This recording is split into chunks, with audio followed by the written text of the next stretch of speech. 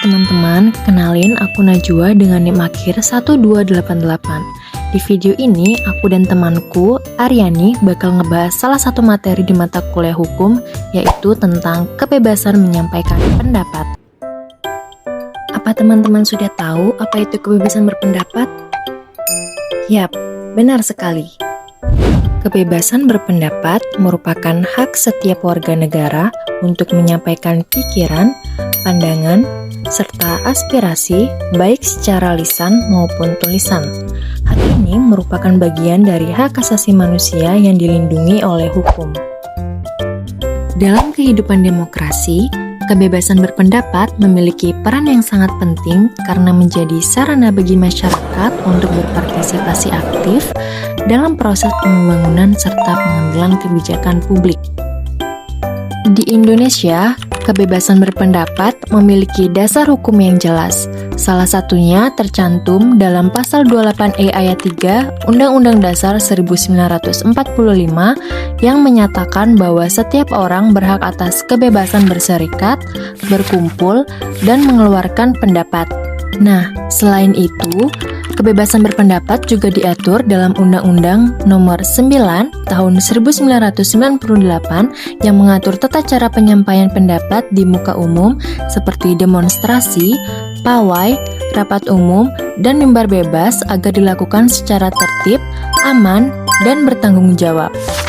Selanjutnya, secara internasional, kebebasan berpendapat juga diakui dalam Pasal 19 Deklarasi Universal Hak Asasi Manusia yang menunjukkan bahwa hak ini bersifat universal dan diakui oleh masyarakat dunia.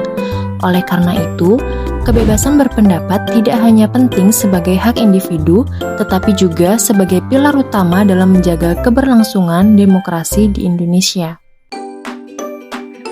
Halo teman-teman, aku Aryani akan melanjutkan pembahasan mengenai bentuk, tujuan, dan batasan kebebasan berpendapat.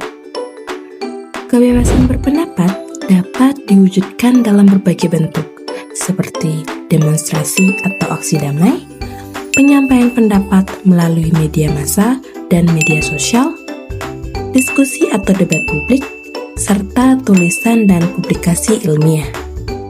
Tujuan kebebasan berpendapat antara lain yaitu mendorong partisipasi aktif masyarakat, menjadi sarana kontrol sosial terhadap kebijakan pemerintah, meningkatkan transparansi, serta membangun kesadaran kritis dan wawasan intelektual masyarakat. Namun, kebebasan berpendapat tidak bersifat tanpa batas. Hal ini diatur dalam Pasal 28J ayat 2 Undang-Undang Dasar 1945 yang menyatakan bahwa setiap orang wajib menghormati hak dan kebebasan orang lain, nilai moral, keamanan, serta ketertiban umum. Apabila kebebasan berpendapat tidak disertai tanggung jawab, maka dapat menimbulkan dampak negatif, seperti munculnya ujaran kebencian, penyebaran hoaks, konflik sosial, hingga tindakan anarkis.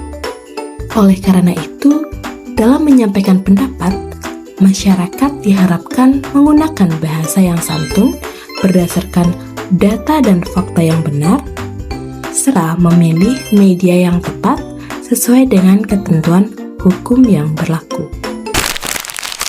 Sebagai kesimpulan, kebebasan menyampaikan pendapat merupakan hak dasar warga negara yang sangat penting dalam kehidupan demokrasi. Namun, kebebasan tersebut harus dijalankan secara bertanggung jawab agar tidak menimbulkan pelanggaran hukum dan dapat menciptakan kehidupan bermasyarakat yang harmonis dan berkeadilan.